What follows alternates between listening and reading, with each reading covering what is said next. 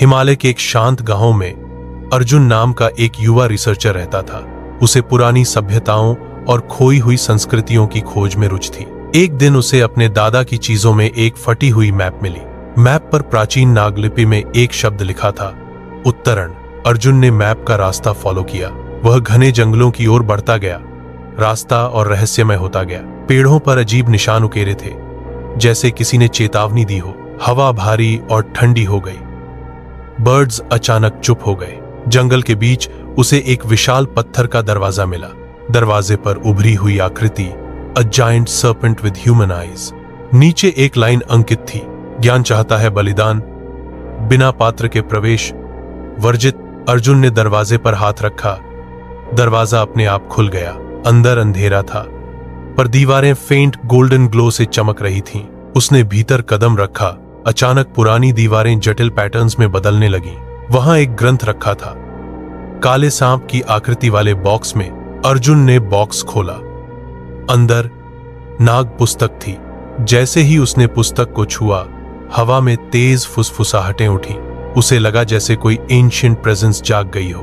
पुस्तक खुली और शब्द अपने आप चमकने लगे। उसमें लिखा था, नागवंश का अंतिम रहस्य जानने वाले का भाग्य बदल जाता है। अचानक जमीन कांपी।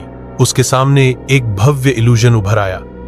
इतिहास का दृश्य, नागराज, देवशास्त्र, ब्रह्मास्त्र सब एनर्जी रूप में दिखाई दिए। अर्जुन ने आश्चर्य से देखा, ये सब सजीव लग रहे थे। आवाज आई, पुस्तक में लिखा, हर सत्य तुम्हें बदल देगा। अर्जुन की हथेलियां पसीने से भर गईं। उसने पन्ने पर उकेरी आकृति पर उंगली रखी। अचानक उसकी आंखों के सामने ब्रह्मांड जैसा घूमने वाला दृश्य उभर आया। उसे लगा वह किसी दूसरे ग्रह की सभ्यता को देख रहा है। वहां विशाल शहर थे, लेकिन उनका अस्तित्व धुंध की तरह पारदर्शी था। जमीन पर अजीब ऊर्जा बह रही थी, जैसे हर चीज जीवित हो। दृश्य बदलता है और अर्जुन एक गुमनाम सभ्यता के पतन को देखता है। ग्रह पर भारी ऊर्जा विस्फोट होता है। शहर एक पल में राख बन जाते हैं। अरुण को महसूस हुआ कि यह सिर्फ इतिहास नहीं, बल्कि चेतावनी है। दृश्य और तेज होने लगा। अब उसे पृथ्वी के विशाल पर्वत दिखाई दिए। वही हिमालय क्षेत्र पर रोशनी गिरती है। अर्जुन समझ गया कि यह सभ्यता कभी पृथ्वी पर आई थी। उसकी खोज शायद उसी का हिस्सा है। रोशनी अचानक टूटकर गायब हो जाती है।